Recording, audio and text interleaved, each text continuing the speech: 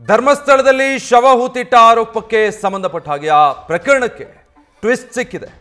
ಇವತ್ತು ಕಳೇಬರ ಶೋಧ ಕಾರ್ಯ ಬಹುತೇಕ ಅನುಮಾನ. ಎಸ್ಐಟಿ ಕಚೇರಿಗೆ ಗ್ರೌಂಡ್ ಪೆನಿಟ್ರೇಟಿಂಗ್ ರಡಾರ್ ಬಂದಿಲ್ಲ. ಪಾಯಿಂಟ್ 13ರಲ್ಲಿ ಜಿಪಿಆರ್ ಬಳಸೋದಕ್ಕೆ ಎಸ್ಐಟಿ ತೀರ್ಮಾನಿಸಿದೆ. ಈ ಪಾಯಿಂಟ್ 13ಅನ್ನು ಬಿಟ್ಟು ಮತ್ತೆ 3-4 ಕಡೆ ಸಮಾಧಿ ಇದೆ. ಸೊ ಈ ಅನಾಮಿಕ ಈಗ ಪಾಯಿಂಟ್ ನಂಬರ್ 15, 16, 17 ಗುರುತಿಸಿ ಅನಾಮಿಕ ಹೇಳಿದ ಹಾಗೆ ಅಲ್ಲಿ ಶೋಧ ಮಾಡ್ತಾರಾ ಅನ್ನೋದನ್ನು ನೋಡಬೇಕು.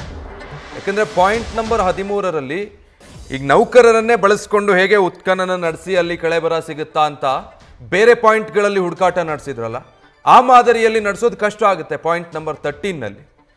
ಕಾರಣ ಆ ಜಾಗ ಬಹಳ ದೊಡ್ಡದಿದೆ, ರಸ್ತೆ ಪಕ್ಕನೇ ಇದೆ, ಅಲ್ಲಿ ವಿದ್ಯುತ್ ಕಂಬಗಳು, ಈ ಟೆಲಿಫೋನ್ ಪೋಲ್ಗಳು ಇದೆಲ್ಲ ಕೂಡ ಇದೆ. ಅದರ ಮಧ್ಯದಲ್ಲಿ ಅಷ್ಟು ಜಾಗವನ್ನು ಅಗೆದು ಅಲ್ಲಿ ಹುಡ್ಕೋದು, ಆಳಕ್ಕೆ ಅಗಲಕ್ಕೆ ಅಗೆತ ನಡೆಸೋದು ಕಷ್ಟ.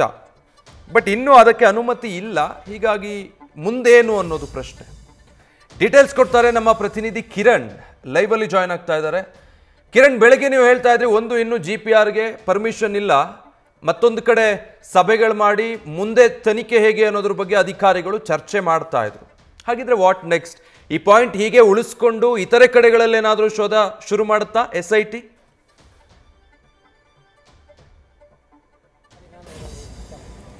ವಿಜಯ್, SIT ಮುಂದೆ ಹಲವಾರು ಆಪ್ಷನ್ಸ್ಗಳಿದಾವೆ.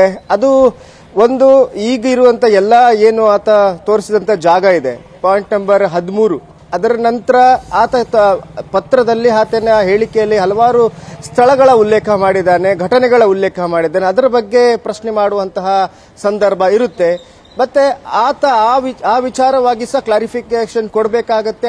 ಆ ಒಂದು ಸ್ಥಳಗಳನ್ನು ಗುರುತಿಸಬೇಕು. ಯಾಕಂದ್ರೆ ಕಲ್ಲೇರಿಯ ಘಟನೆ ಆಗ್ಬಹುದು, ಹಾಗೇನೆ ಒಂದು ಯುವತಿಯ ಮೇಲೆ ಸೀಮೆಎಣ್ಣೆ ಸುರಿದು ಬೆಂಕಿ ಹಚ್ಚಿದಂತಹ ಸುಟ್ಟಂತಹ ಘಟನೆ ಇರಬಹುದು. ಈ ತರದ ಹಲವಾರು ಘಟನೆಗಳನ್ನು ಆತ ಉಲ್ಲೇಖ ಮಾಡಿದ್ದಾನೆ. ಆ ಸ್ಥಳಗಳನ್ನ ಆತ ತೋರಿಸಬೇಕಾಗತ್ತೆ. ಅದರ ನಂತರ ಬೇರೆ ಸ್ಥಳಗಳಿಗೆ ಹೋಗುವಂತಹ ಒಂದು ಸಂದರ್ಭ SIT ಬರಬಹುದು, SIT ಮುಂದೆ ಇರಬಹುದು. ಯಾಕಂತ ಹೇಳಿದ್ರೆ ಒಂದು ಪ್ರೊಸೀಜರ್ ಇದೆ, ಆ ಪ್ರೊಸೀಜರ್ ತರಾನೇ ಹೋಗ್ಬೇಕಾಗುತ್ತೆ.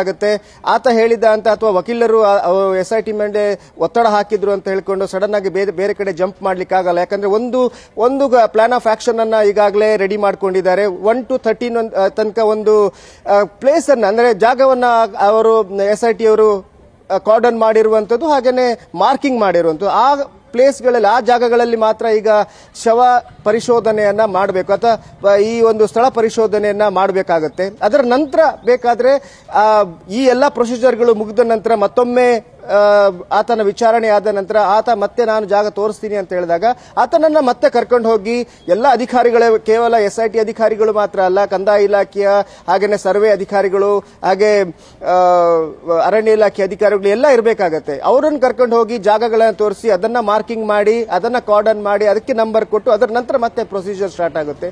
ಸಡನ್ ಆಗಿ ಈ ವಕೀಲರು ಹೇಳಿದ್ರಂತೆ, ಆತ ಹೇಳಿದಂತೆ ಅದನ್ನ ಜಂಪ್ ಮಾಡ್ಲಿಕ್ಕೆ ಆಗಲ್ಲ ಅನ್ನೋ ಒಂದು ಮಾಹಿತಿ ಇದೆ. ನೋಡ್ಬೇಕು. ಅಂದ್ರೆ ಈಗಂತೂ SIT ಅವರು ಈ GPR ಸಿಸ್ಟಮ್ ಬಳಸಿ ಈ ಮಾರ್ಕಿಂಗ್ ಮಾಡಿರುವಂತ, ಅಂದ್ರೆ 13 ಸ್ಪಾಟ್ ಇದೆ, ಸ್ಪಾಟ್ ನಂಬರ್ 13, ಅಲ್ಲಿ ಸ್ಥಳ ಪರಿಶೋಧನೆಗೆ ಈಗ ಚಿಂತನೆ ನಡೆಸ್ತಾ ಇದ್ದಾರೆ. ಯಾಕಂದ್ರೆ ಅದು ಯಾವ ರೀತಿ ವರ್ಕ್ ಆಗುತ್ತೆ, ಎಷ್ಟು ಸಕ್ಸಸ್ ಆಗುತ್ತೆ ಅನ್ನೋದ್ರ ಬಗ್ಗೆ ಈಗಾಗಲೇ ತಜ್ಞರಿಂದ ವರದಿಯನ್ನ ತರಿಸ್ಕೊತಾ ಇದ್ದಾರೆ. ಅದರ ನಂತರ ಇದು ಡಿಸೈಡ್ ಆಗುತ್ತೆ. ವಿಜಯ್, ನ್ಯೂಸ್ ಫಸ್ಟ್, ನಿರ್ಭೀತಿಯಿಂದ ನಿಮ್ಮ ಪರವಾಗಿ.